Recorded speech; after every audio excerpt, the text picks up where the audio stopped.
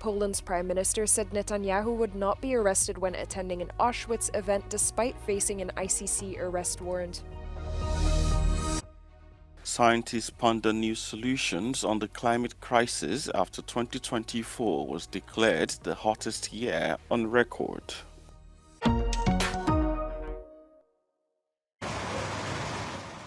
Polish Prime Minister Donald Tusk assured that Israeli Prime Minister Benjamin Netanyahu would not be arrested if he attends the Auschwitz commemoration later this month. The decision comes after Polish President Andrzej Duda asked Tusk to ensure Netanyahu's protection, who faces an arrest warrant issued by the world's top criminal court.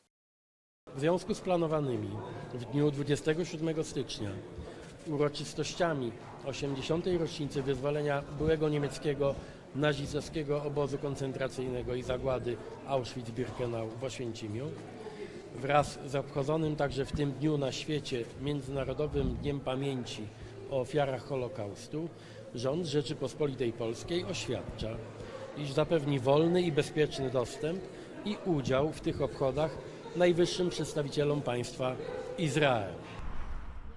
Last year in November, the International Criminal Court in The Hague issued an arrest warrant for Netanyahu for alleged war crimes and crimes against humanity in connection with the war in Gaza.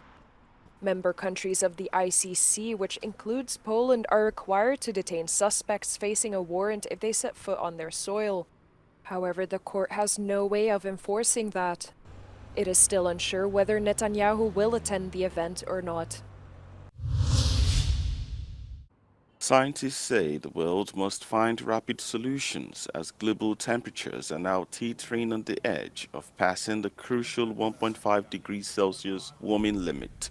According to the Copernicus Climate Change Service, 2024 was the warmest year on record and the first calendar year where the global temperature exceeded 1.5 degrees Celsius above pre-industrial levels. The limit set by the Paris Agreement refers to temperature anomalies averaged over at least 20 years. Though this has not been broken, experts warn that data, however, underscores that global temperatures are now rising beyond what modern humans have ever experienced before. Last year brought many deadly extreme weather events around the world, from severe storms to flooding, drought, heat waves, and wildfires. A 2018 United Nations study found that keeping Earth's temperature rise could save and prevent many people's death and suffering. Following billionaire Elon Musk and AfD co-leader Alice Weidl's conversation on X on Thursday evening, concerns are mounting over the threat to democracy. With the German election just 6 weeks away, NGOs are sounding the alarm about the influence of the super-rich. NGO Lobby Control questions if the talk on X and post boosts count as party donations. Wir sehen hier tatsächlich sogar Alarmstufe Rot, denn Musk hat sich massiv in den US-Wahlkampf eingemischt mit sehr viel Geld und hat jetzt eben auch in UK angekündigt, 100 Millionen US-Dollar spenden zu wollen an eine rechte Partei. In Deutschland ist das formal nicht erlaubt, eben weil Spenden aus dem Nicht-EU-Ausland verboten sind. Aber wenn Musk das wirklich machen will, dann gibt es da Wege, das zu umgehen. Zum Beispiel über undurchsichtigere Vereinskonstrukte oder über Tesla Deutschland. Das müsste man sich genau anschauen, ob das nicht möglich wäre. Organizations are concerned about the threat to democracy. Und das zeigt eben, das deutsche System ist für so eine Art von Einflussnahme, wenn der reichste Mensch der Welt aus dem Ausland plötzlich massiv viel Geld in das deutsche Parteiensystem pumpen möchte, nicht gewappnet. Lobby Control urges Germany to introduce a cap on political donations as quickly as possible. Und wir müssen uns halt entscheiden. Entweder wir haben Superreiche oder wir haben eine Demokratie. Beides zusammen funktioniert nicht. But is it too late for these upcoming German elections? This is the future that you want to see, then I hope that you will join us. Because the future is going to be... The EU has been closely following the decisions taken by the big tech in recent weeks. Ex-CEO Elon Musk's claims are already causing a stir in Europe. Content moderation changes announced by Meta in the US also raise questions among the EU. First, we're going to get rid of fact checkers and replace them with community notes. Mark Zuckerberg has announced the replacement of fact-checking with community notes on its Facebook, WhatsApp, and Instagram platforms in the name of freedom of expression, as he says. But do these changes infringe EU regulations? Meta might have to first provide a risk assessment analysis to the European Commission.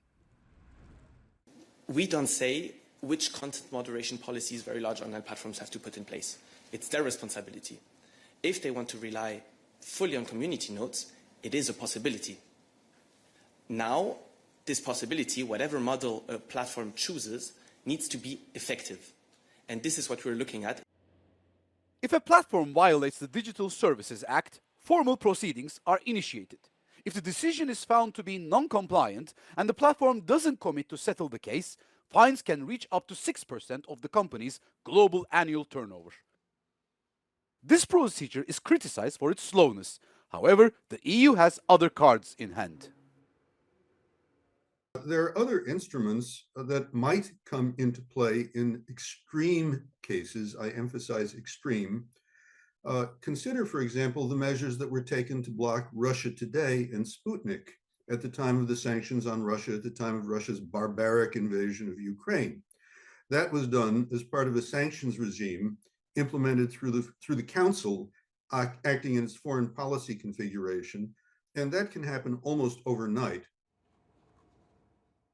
The very large digital platforms, the European Commission and the German regulator will also meet around the table on the 24th of January to discuss the European regulations before the early elections in Germany in February.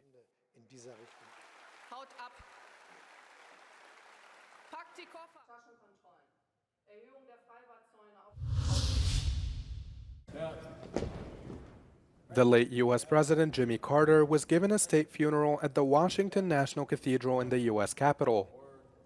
Multiple foreign dignitaries were present at the final honoring of the 39th president, including Canada's Prime Minister Justin Trudeau and UN Secretary General Antonio Guterres. Current and former presidents were also in attendance, including President-elect Donald Trump. The incoming U.S. president was seated in the second row alongside Bill Clinton and his wife Hillary, George W. Bush and his wife, and Barack Obama. Obama and Trump shared a rare moment as the pair talked, joked, and laughed together for several minutes before the start of the service. U.S. President Joe Biden, who's set to leave office in less than 2 weeks, delivered the eulogy.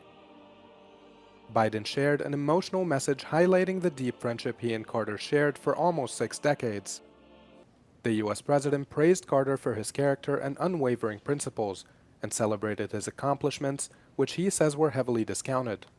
Many think he was from a bygone era, but in reality, he saw well into the future.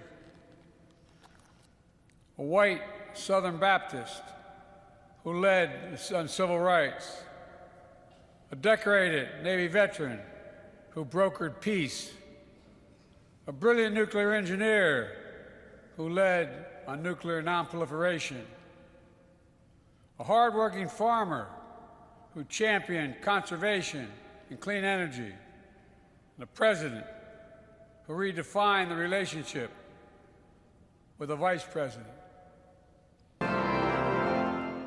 Biden ended the message on a personal note, sharing that he misses Carter, but takes solace in knowing that he'll be reunited with his wife of 77 years, Rosalind. Jimmy Carter's casket was once again loaded on a plane headed to his hometown of Plains, Georgia. The late president, who died aged 100 on the 29th of December, will be given a private funeral with friends and family. He'll then be buried beside his wife in the small town they were born, grew up, lived most of their lives, and died.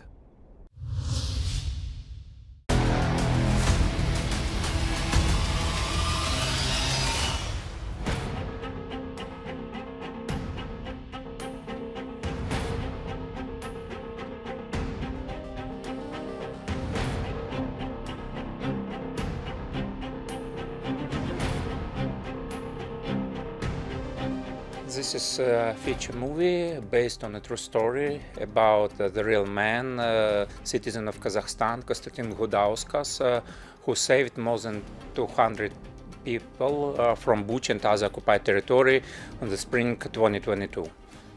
And we try to show what happened in the time. All Ukrainian characters in this movie, their story are real. I'm as a screenwriter met with them. They told me their stories, and we try to show what happened in Ukraine. Is it fair to say that that was the hardest job that you have done? No, yes, I was comedy writer before this job. I have been working with Volodymyr Zelensky for 15 years when he was still an actor. I wrote some comedy movies, but when they were started, I was volunteer, but I wanted to do what I can do the best, shooting. And when I heard from the news this story, I understood that this story will resonate with every person in the world because it's very interesting. When Ukrainians save Ukrainians, it's understandable. But when citizens of Kazakhstan, he's a Lithuanian Jew who can go to another country, decided to stay in Ukraine and to save Ukrainians or to risk his life. It's a powerful message that nobody can stand aside when such evil things happen. I think it's very nice product which we can show to worldwide, and Ukrainian cinema should be proud of such type of movies.